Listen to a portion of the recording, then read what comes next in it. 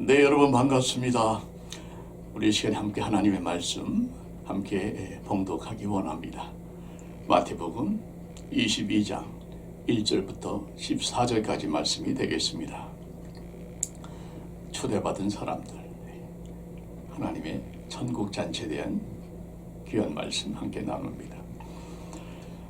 1절 말씀, 예수께서 다시 비유로 대답하여 이르시되 천국은 마치 자기 아들을 위하여 혼인잔치를 베푼 어떤 임금과 같으니 그 종들을 보내어 그 청한 사람들을 혼인잔치에 오라 하였더니 오기를 싫어하거늘 다시 다른 종들을 보내며 이르되 청한 사람들에게 이르기를 내가 오찬을 준비하되 나의 소와 살진 짐승을 잡고 모든 것을 갖추었으니 혼인잔치에 오소서 하라 하였더니 그들이 돌아보지도 않고 한 사람은 자기 밭으로 한 사람은 자기 사업하러 가고 그 남은 자들은 종들을 잡아 모욕하고 죽이니 임금이 노하여 군대를 보내어 그 살인한 자들을 진멸하고 그 동네를 불사르고 이에 종들에게 이르되 혼인잔치는 준비되었으나 청한 사람들은 합당하지 아니하니 내거리 길에 가서 사람을 만나는 대로 혼인잔치에 청하여 오라 한데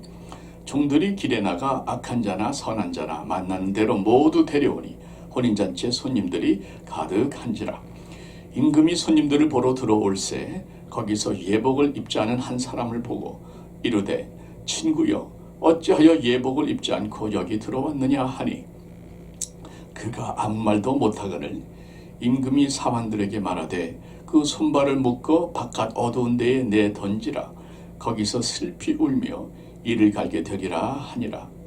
청함을 받은 자는 많되 택함을 입은 자는 적으니라. 아멘.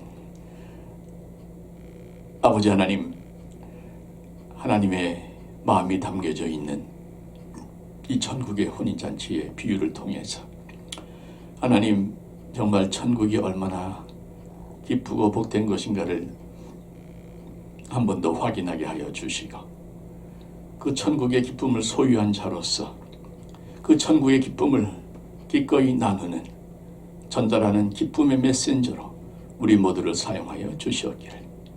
기쁨으로 충만하여 그 기쁨으로 아버지 하나님 많은 사람들을 천국으로 인도하는 하나님의 기쁨의 종들이 되게 하여 주시옵기를 예수 그리스도의 이름으로 기도하옵나이다. 아멘. 지난주에 말씀을 전하면서 제가 천국, 하나님의 나라, 또는 하늘나라, 그리고 하늘에 대해서 비교하며 설명을 드렸습니다. 너무 중요한 컨셉이기 때문에 한 번 더 말씀을 드리면 일단 천국의 성경에서 나오는 하늘, 헤븐이죠. 헤븐이라는 것은 실제적으로 존재하는 처소입니다. 우리가 죽어서 우리 영혼이 천사와 함께 성령에 이끌려서 올라가는 것이 헤븐, 하늘이고 하나님의 보좌가 계신 것이 바로 헤븐, 하늘이고 그래서 하늘에 계신 우리 아버지 할 때에 그 하늘이 바로 헤븐입니다. 그런가 하면 이 하나님의 나라, 천국, 하늘나라 다 같은 개념이고 같은 뜻인데 그것은 어떤 장소보다는 어떤 그 관념적인 개념입니다.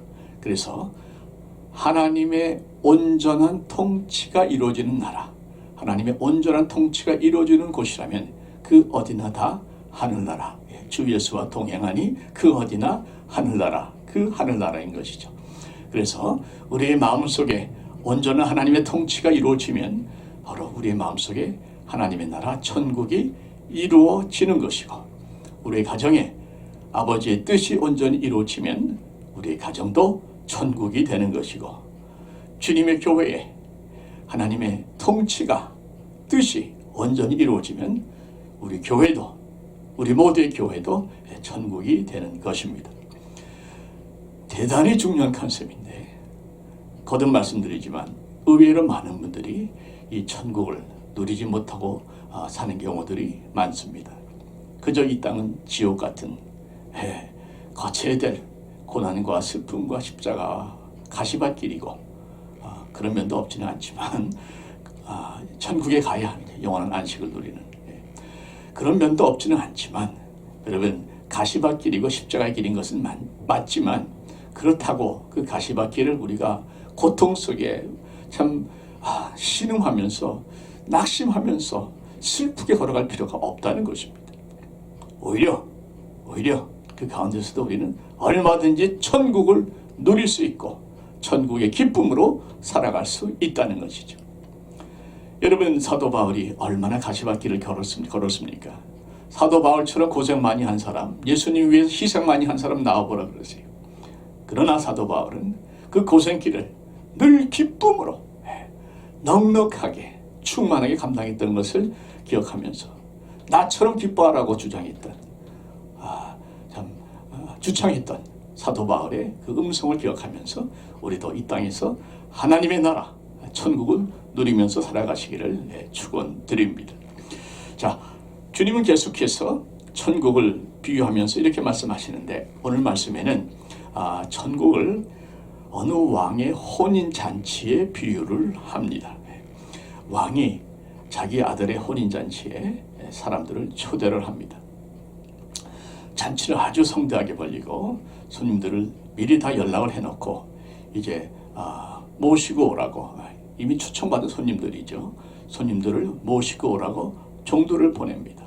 그런데 종들이 전혀 뜻밖에도 싫어하는 것이요. 다 초청을 거절하고 일하러 나가고 돈 벌러 나가고 밭 갈러 나가고, 그 와중에 또 악한 자들은 그 종들을 잡아 죽이기까지 합니다. 하나님께서 그 임금이 노해서 그들을 다 진멸해버리고 내거리에 나가서 지나가는 사람들을 이 사람 저 사람 구별하지 않고 선한 자 악한 자 구별하지 않고 다 불러들여서 천국 잔치를 성대하게 벌리는 것이죠. 그런데 그 천국 잔치에 어떤 사람이 예복을 입지 않았습니다. 예복은 문 앞에서 다 나눠주는 것이거든요. 미리 준비된 예복을 다 입기만 하면 되는데 그 예복을 입지 않았습니다. 그것을 보고 주인이 그를 내쫓으면서 이 비유의 결론의 말씀을 이렇게 하시는데, 청함을 받은 자는 많되 택함을 입은 자는 적으니라. 자, 이 비유를 예수님 상황에 맞추어서 좀 해석을 풀어드리면 이렇게 되겠습니다. 지금 현재 예수님은 자신을 올감히 씌우려는, 투집을 잡으려는, 그래서 어떻게 하든지 자신을 해하고자 하는 바리새인들과 율법학자들 또 종교 지도자들 향해서 이렇게 말씀을 하고 계시는 중입니다. 혼인잔치는 천국이죠. 또 처음 혼인잔치에 초대받은 사람들은 이스라엘 백성들이 맞습니다. 그런데 그들이 초청받은 것을 거절하고 무시하고 외면하고 심지어 종으로 보내신 선지자들 세례 요한까지도 죽여버리지 않습니까? 그래서 하나님께서 진노하셔서 AD 70년에 이 비유의 말씀대로 그 예루살렘을 완전히 초토화시킵니다. 성전이 완전히 무너져서 돌 위에 돌 하나가 남지 않을 정도로 처참하게 파괴되고 수없이 많은 사람들이 완전히 살육이 됩니다. 남녀노소 다 죽습니다. 그리고 나서 하나님께서 그때부터는 새로운 천국의 문을 여는데 그것은 곧 이방인들을 향한 천국의 문이죠. 그래서 많은 이방인들이 천국에 들어가는, 천국을 누리고 또 하늘로 올라가는 그런 역사들이 시작이 되고 있습니다. 그 중에 한 사람이 바로 저요, 여러분들 아니겠습니까? 그래서 많은 사람들이 초청을 받았지만 실제 그 나라를 누리는 사람은 많지 않다 하는 말씀이 되죠. 특별히 여기에서 천국에서 예복을 입지 않는 사람이라는 말의 의미는 성경에 보면요, 그리스도로 옷을 입으라 하는 말씀이 있습니다. 그리스도의 의의 옷을 입으라. 그리스도의 보혈의 옷을 입으라. 우리 주님께 재림하실 때에 그 주님의 옷은 피 뿌린 옷이었죠. 보혈로 피 뿌린 옷, 바로 그 옷으로, 예수의 보혈의 옷으로 깨끗이 갈아입어라. 이런 말씀이 되겠고, 예수의 보혈과 예수의 의로 우리 거듭나지 아니하면 천국에 들어갈 자격이 없다 하는 말씀을 본문은 우리에게 강하게 전하고 있습니다. 자, 이 말씀을 우리 2000년 후에 이 미국 땅에서 사는 우리들에게 한번 비춰보면 어떤 교훈을 얻을 수 있을까? 비유 속에 담겨져 있는 하나님의 마음을 한번 잘 생각해 보면서 말씀을 좀 더 깊이 들어가 보기를 원합니다. 2절 말씀이 이렇게 시작하죠. 천국은 마치 자기 아들을 위하여 혼인잔치를 베푼 어떤 임금과 같으니. 천국은 혼인잔치를 비유하는데 누가 잔치를 벌였는가? 하나님이 잔치를 벌린 것이죠. 누구를 초대하는가? 하나님이 택한, 하나님 부름받은, 하나님이 부름받은 백성들을 초대합니다. 곧 저와 여러분들입니다. 하나님은 천국 잔치에 우리를 초청하셔서 같이 먹고 마시고 같이 즐기시기를 원하십니다. 어린 양의 혼인잔치에 또한 우리를 초청하기를 기뻐하시죠. 자, 여러분, 잔치 얼마나 좋습니까? 영어로 파티죠. 파리. 즐겁고 기쁜 곳입니다. 여러분, 잔치도 여러 가지가 있죠. 뭐 생일 잔치도 있고 칠순 잔치도 있고 금혼 잔치도 있고 무슨 축하하는 잔치도 있고 뭐 많이 있습니다만은 역시 잔치 중에 잔치는 결혼 잔치죠. 얼마나 기쁘고, 저도 결혼 잔치에 초대받으면 늘 마음이 참 좋고, 오고 가면서 아내랑 참 좋은 대화도 많이 나누고 신혼으로 돌아가는 기쁨을 누리고 합니다. 이스라엘 백성들은 결혼 잔치를 하게 되면요, 길게는 일주일까지 잔치를 벌였답니다. 그러니까 도중에 막 포도주가 떨어지고 그랬었죠. 여러분, 그런데 이 잔치가 혼인잔치인데 보통 혼인잔치인가? 천국에서 벌어지는 혼인잔치다. 천국 혼인잔치. 이러니 얼마나 신나고 기쁘고 축복된 잔치입니까? 자, 그런데 참 이해가 안 되는 게 있어요. 이 초청받은 사람들이 뭐 입장료 내라는 것도 아닌데 시큰둥한 거예요. 시큰둥한 정도가 아니라 오히려 싫어합니다. 거절합니다. 무시해버립니다. 그리고 딴 핑계를 대서 일하러 간다, 뭐 돈 벌러 간다 하면서 오지를 않는 겁니다. 자, 그러니까 주인이 한 번 더 종들을 보냈죠. 다시 보내서 내가 오찬은 저녁이죠. 내가 저녁을 준비하되 나의 소와 살진 짐승을 잡고 모든 것을 갖추었으니 혼인잔치에 오소서 하라.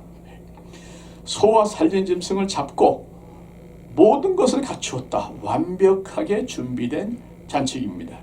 없는 게 없는, 완벽하게. 여러분, 하나님이 완벽하게 갖추신 준비된 잔치라면 그 정말 완벽한 잔치겠죠. 그리고 보십시오. 오소서, 거의 간청하다시피 합니다. 와서 먹고 마시고 즐기는 것밖에 없는데 오소서 간청하는 것이에요. 여러분, 마치 맛있는 거 잔뜩 차려놓고 애들아 와서 먹어라, 얼마든지 와서 먹고 마시고 놀아라, 이렇게 초청하는 부모의 마음이 이렇지 않겠는가 생각을 해보죠. 자, 그런데 어떻게 이러한 임금의 초청을, 하나님의 초청을 사람들이 거절하는가? 5절 말씀 보시면 그들이 돌아보지도 않고 한 사람은 자기 밭으로, 한 사람은 자기 사업하러 가고. 여러분, 이것이 예수의 복음에 대한 유대인들의 일반적인 반응이었고, 또한 예수의 복음에 대한 오늘날의 사람들의 일반적인 반응 아니겠습니까? 왜 그토록 무관심할 뿐만 아니라 심지어 초청, 복음을 무시하는가? 그렇게 기쁜 잔치에 초대했는데 왜 사람들이 오기를 싫어하는가? 여러분, 지금도 그런 현상은 동일하게 일어나지 않습니까? 예수 믿으세요. 교회 좀 나오세요. 간절한 심정으로 참 호소하고 초청하는데 대부분의 반응은 어떻습니까? 귀찮아합니다. 대수롭지 않게 여기고 눈살을 찌푸리고 못 볼 그 못 본 것처럼 말이죠. 그렇게 복음을 대하는 경우들이 얼마나 많습니까? 왜 그러는가? 본문에는 뭐 일하러 간다, 돈 벌러 간다 얘기가 나오지만 다 핑계겠죠. 그들의 본심은 무엇인가? 제가 믿는 그들의 실제 이유는 한마디로 말씀드리면 그들이 천국을 거부하는 실제 이유는 그들이 천국을 제대로 알지 못하기 때문에 그렇습니다. 한마디로 천국이 얼마나 좋은 곳인가를 알지 못하고 지옥이 얼마나 두려운 곳인가를 알지 못하기 때문에 그들이 이 위대한 초청을 거절하는 겁니다. 여러분, 의외로 많은 사람들이 신앙생활을 시작하면서 굉장히 그 고생문이 훤하다고 생각들을 합니다. 예수 안 믿겠다 하는 사람들 얘기 좀 들어보면요, 속마음을 좀 이렇게 헤아려 보면 예수님 믿으면 구원받고 뭐 하는 건 다 좋은데 굉장히 내 삶이 참 뭐랄까요, 내 삶이 불편해지고 고달파질 것 같고 재미가 없을 것 같고 늘 그냥 뭔가 눌려 살 것 같은, 갑갑한 것 같은, 골프도 못 치고 여행도 못 가고 춤도 못 추고 노래방도 못 가고 술 담배는 말할 것도 없고 그냥 매일 거룩하게 살아야 될 거 생각하니까 끔찍하다는 이런 것이 그들의 핵심 속에 대부분 자리 잡고 있습니다. 한마디로 재미가 없어서 믿지 못하겠다는 거죠. 예수 믿고 무슨 재미로 사냐? 이런 얘기 우리 가끔 듣지 않습니까? 여러분, 예수 믿고 무슨 재미로 삽니까? 예수 믿는 재미로 삽니다. 여러분, 먼저 이건 다 잘못된 선입관이에요. 저를 예로 들면 여러분, 저도 즐길 거 다 즐기고 삽니다. 먹고 싶은 거 맛있는 거 다 실컷 먹고 살고요. 뭐 가끔씩 쉬는 날에는 아내하고 하이킹도 다니고 뭐 자전거 타고 뭐 동네도 돌고 시원하게 바닷바람도 쏘이고 또 어떤 때는 또 낚시도 하고 또 운 좋으면 몇 마리 뭐 잡아본 지 오래됐습니다. 몇 마리 고기 잡아보기도 하고 한동안 틈틈이 골프도 즐겼습니다. 가족끼리 여행도요. 시간이 맞으면 번개처럼 이틀 2, 3일 슬쩍 다녀오기도 하고 뭐 건전한 취미 열심히 운동도 하고 얼마든지 즐기며 살고 있는 것이에요. 노래방은 안 가지만 얼마나 찬양의 기쁨을 만끽하는지 모릅니다. 술은 안 마시지만 얼마나 성령에 취해 사는지 몰라요. 춤은 늘 성령의 기쁨에 마음의 춤을 추고 있죠. 그래서 여러분, 예수님 믿는다고 해서 재미없이 사는 거 절대 아닙니다. 그저 거룩 그런 스타일이 아닌 것이에요. 한때 유럽에서 이색적인 버스 광고가 실렸는데 이런 내용이었습니다. 무신론자들이 소위 영국의 인본주의자 하나님을 대적하는 인본주의자들이죠. 그 협회에서 낸 광고인데 이렇게 되어 있습니다. Probably there is no God. Now stop worrying and enjoy your life. 아마 신은 없을 것이다. 그러니까 이제부터는 걱정 그만하고 마음껏 인생을 즐겨라. 이런 내용이죠. 근데 그 내용이 영국에서 시작됐는데 점점 이탈리아, 스페인 확산돼 가는 겁니다. 그러니까 한 스페인의 크리스천 단체에서 이렇게 대응하는 광고를 내기 시작했습니다. There is God. Now enjoy your life with Jesus. 신은 존재한다. 그러니 이제부터 예수님과 더불어 마음껏 당신의 인생을 즐겨라. 여러분, 어느 쪽에 동의하십니까? 여러분, 우리 예수님께서 공생애를 어디에서 시작하셨는지 아십니까? 가나의 혼인잔치에서 시작하셨죠. 여러분, 가나의 혼인잔치 실컷 먹고 마시다가 심지어 포도주가 떨어지니까 물 항아리 6개 가득 찰 정도로 풍성한 포도주를, 그것도 최상급의 포도주를 물을 변화시켜서 만드셔서 다 나눠주시고 마음껏 마시고 즐기라는 그러한 메시지 아니겠습니까? 왜 공생애의 첫 시작을 혼인잔치에서 하셨을까? 왜 포도주까지 만들어 주시면서 그렇게 사람들을 기쁘게 해주시고 함께 즐겼을까?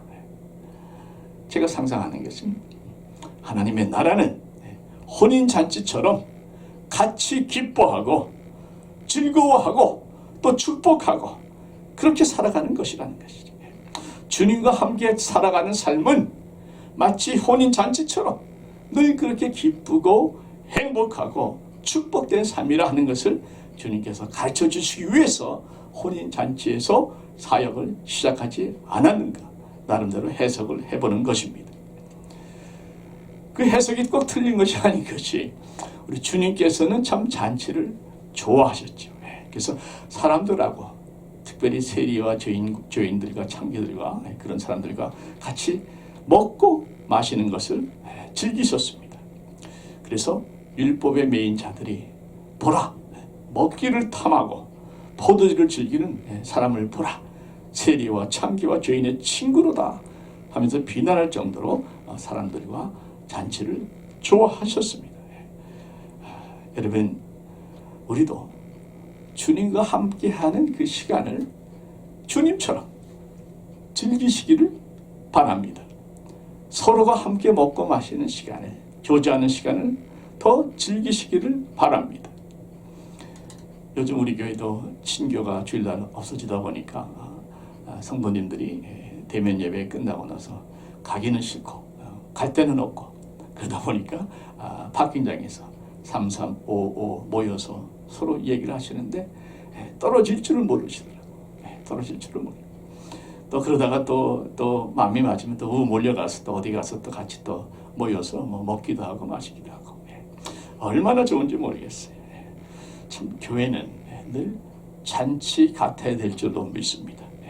이 땅의 천국이 바로 교회이기 때문에 교회는 천국처럼 잔치와 같아야 된다고 믿습니다. 믿지 않는 사람들이, 또 믿는 사람 중에서도 신앙생활이 고난의 길이고 고생의 길이라고만 생각하는 이유는 세상의 재미와 주님이 주시는 기쁨을 좀 혼돈하기 때문에 그래요.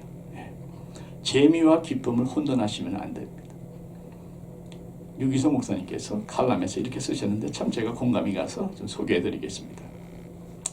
세상은 재미를 찾습니다. 어떤 사람에게 왜 교회에 나오지 않느냐 하고 물으면 재미가 없어서 안 나온다는 사람도 있습니다. 실제로 있습니다. 사람들은 재미있는 것을 찾습니다. 그만큼 사는 게 힘들어서 그렇겠죠. 그러나 정말 우리가 눈 떠야 하는 것은 재미가 아니라 기쁨입니다. 재미는 있는데 기쁨은 없는 것이 있습니다. 그런 재미는 위험한 것입니다. 재미가 주는 기쁨은 순간뿐이고 종종 더 깊은 우울함에 빠지고 맙니다. 지금 이런 재미에 빠져 있다면 각자가 알고 있는 세상의 재미가 있겠죠? 이런 재미에 빠져 있다면 속히 벗어나야 합니다. 그 재미가 우리를 죄의 길로 얽매이는 위험한 것일 수 있습니다. 우리에게 필요한 것은 재미가 아니라 기쁨입니다. 할렐루야. 우리에게 필요한 것은 잠깐 지나가고 나면 또 후회하는 재미가 아니라 주님이 주시는 기쁨입니다. 그래서 토마스 아퀴나스도 말하기를, 기쁨 없이는 누구도 살 수 없기에 영적 기쁨을 빼앗긴 사람은 육체적인 즐거움으로 전향한다 말씀했어요. 그러면 그 영적 기쁨은 어디에서 오는가? 재미는 세상에서 찾지만 영적 기쁨은 주님 안에서 누리는 줄 믿습니다. 원어로 이 기쁨이라 하는 단어는 카라입니다. 그런데 은혜라는 단어도 칼이 쓰죠. 어원이 같습니다. 은혜와 기쁨은 서로 뜻이 통한다는 의미죠. 그래서 은혜를 받으면 반드시 따라오는 게 있는데 기쁨입니다. 은혜가 충만하면 자연히 마음이 기뻐지죠. 왜냐하면 그 기쁨도 주님이 주시는 은혜이기 때문입니다. 기쁨도 성령님이 주시는 열매이기 때문입니다. 꼭 무엇이 있어서 기쁜 것이 아니라, 꼭 무엇을 누려야 기쁜 것이 아니라, 기뻐야 할 만한 일이 있어서 기쁜 것이 아니라, 주님이 직접 주시는 하늘의 기쁨, 신령한 기쁨, 영적인 기쁨, 모든 것을 있게 만드는 황홀한 임재 가운데 누리는 기쁨이 있다는 것이죠. 여러분, 우리 모두는 다 복음으로 거듭났습니다. 복음이라는 단어 자체가 gospel, good news, 큰 기쁨의 좋은 소식 아닙니까? 여러분, 주님께서도 너희 이름이 하늘에 기록된 것으로 기뻐하라 말씀하셨죠.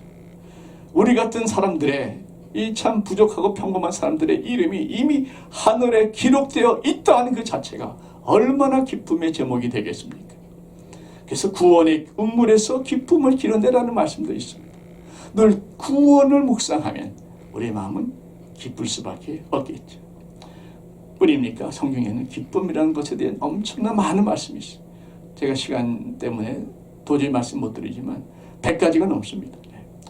그런데 추려서 그저 좀 잠깐 소개만 해드리면, 신령한 기쁨, 성경이 소개하는 기쁨, 시편 4편 7절 말씀에 이렇게 말씀합니다. 주께서 내 마음에 두신 기쁨은 그들의 곡식과 새 포도주가 풍성할 때보다 더하니이다. 할렐루야. 주님이 내 마음에 두시는, 내 마음에 직접 주시는 기쁨이 있는데, 주님이 주시는 그 기쁨은 세상에서 풍성한 곡식과 포도주와 이런 것들 누리는 것보다 훨씬 더 차원이 다른 풍성한 기쁨이다 하는 말씀이 되죠. 또 시편 16편 11절 말씀 보시면, 주의 앞에는 충만한 기쁨이 있고 주의 오른편에는 영원한 즐거움이 있나이다. 주님의 임재의 기쁨입니다. 주님이 만지시니까, 주님이 나에게 채워지시니까 충만한 기쁨과 영원한 즐거움이 나에게 채워진다 하는 말씀이시죠. 또 요한복음 15장 11절 보시면, 내가 이것을 너에게 이름은 내 기쁨이 너희 안에 있어 너희의 기쁨을 충만하게 하려 함이라. 말씀을 주신 이유는 그 말씀을 듣고 너희들이 순종함으로 말미암아 그 말씀의 기쁨이 너희에게 충만케 하기 위한 것이다. 말씀을 듣고 순종할 때 누리는 기쁨이 있다는 것이죠. 그런가 하면 기도의 응답의 기쁨도 있지 않습니까? 요한복음 16장 24절에 구하라 그리하면 받으리니 너희 기쁨이 충만하리로다. 구하면 받을 것이요 받으면 기쁨이 충만해지는 것입니다. 시편 116편 5절 말씀, 눈물을 흘리며 씨를 뿌리는 자는, 눈물을 흘리지만 그 가운데서도 기도하며 인내하며 사랑과 말씀과 기도의 씨를 뿌리는 자는 기쁨으로 거두리로다. 결국에는 기쁨의 열매를 거둔다 하고 말씀하고 있는 것입니다. 그런가 하면 기뻐하는 자들에게 약속한 축복의 말씀도 많습니다. 여호와를 기뻐하라. 그리하면 너의 소원을 이루어 주시리라. 너의 소원을 이루어 주시리라. 하나님을 기뻐하는 자들은 하나님이 기뻐하셔서 그들의 소원을 이루어 주신다는 거예요. 여호와를 기뻐하는 것이 너희의 힘이니라. 느헤미야. 여호와를 기뻐하는 것이 너희의 힘이니라. 여러분, 기쁨의 축복을 마음껏 누리시기를 바랍니다. 요즘 많은 분들이 교회를 걱정하죠. 우리 교회도 부흥해야 되는데 사랑하기 때문에 그 걱정하고 기도하십니다. 그러나 여러분, 걱정하시고 낙심하지 마시고 기도하시면서 한 가지 더, 먼저 나 자신부터 기쁨을 회복하십시다. 왜냐하면 영적 부흥이라는 것이 무엇인가 하는 이런 정의가 있습니다. 영적 부흥이라는 것은 주님의 기쁨이 나에게 전이된 상태다. 영적 부흥은 주님의 기쁨이 나에게 채워진 상태다. 그러니까 교회가 부흥하려면 내가 먼저 부흥해야 되는데, 내가 부흥하려면 영적인 기쁨이 나에게 충만히 전이되어져야 내가 기쁨이 먼저 회복되어야 한다 하는 말씀이죠. 주님의 기쁨이 내 안에 충만히 거하면 사람들은 우리를 주목하게 되어 있습니다. 우리가 나가서 복음을 전할 때에 그들이 우리의 말을 듣게 되어 있습니다. 왜? 그들이 찾는 기쁨이 우리 안에 있는 것을 그들이 느끼기 때문에 그렇습니다. 이런 말씀을 마칩니다. 우리 가운데 어렵고 힘든 참 좁은 길을 걷는 분들 많이 계십니다. 도전드리고 싶습니다. 힘들죠. 어렵죠. 무겁죠. 지치죠. 그때마다 주께서 내 마음에 주신 기쁨은 저희의 곡식과 포도주가 풍성할 때보다 더하니이다. 주의 앞에는 기쁨이 있고 주의 오른편에는 영원한 즐거움이 있나이다. 늘 주님을 묵상하면서 주님으로부터 직접 기쁨, 기쁨의 영, 기쁨의 은혜, 기쁨의 능력을 체험하셔서 늘 내 마음이 기쁨으로 말미암아 어떤 일을 당하든지 넉넉히 감당하시기를 우리에게 기쁨을 허락하시는 주님의 이름으로 축원을 드립니다. 기도하시겠습니다. 아버지 하나님, 기쁨의 천국잔치에 많은 사람들을 초청하기를 원하시는 그 마음을 느낍니다. 그 혼인잔치에 사랑하는 성도님들 한 분도 빠짐없이 다 참석하게 하여 주시옵소서. 그 혼인잔치에 한 분이라도 더 참석할 수 있도록 우리들을 그 종으로 사용하여 주시옵소서. 먼저 우리의 심령에 기쁨의 부흥이 일어나서 그 기쁨의 부흥으로 많은 사람들에게 천국의 기쁨을 나누어 주게 하여 주시옵소서. 이제는 우리 구주 예수 그리스도의 은혜와 아버지 하나님의 사랑과 성령님의 감동, 교통, 충만하심이 기쁨으로 충만하여 그 기쁨을 마음껏 나눠주기를 결심하는 하나님의 택함 받은 자녀들 머릿머리 위에 이제로부터 영원토록 함께 계시옵기를 간절히 축원하옵나이다. 아멘.